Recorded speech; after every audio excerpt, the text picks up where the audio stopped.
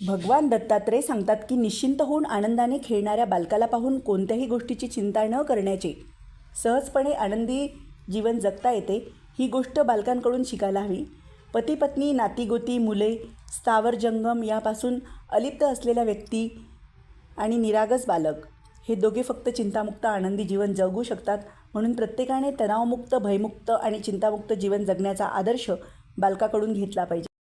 चिता मृत माणसाला जाडते तर चिंता जिवंत माणसाला रोज तीळ जाडते. चिंताग्रस्त व्यक्ती जीवनाचा आनंद कधी घेऊ शकत नाही.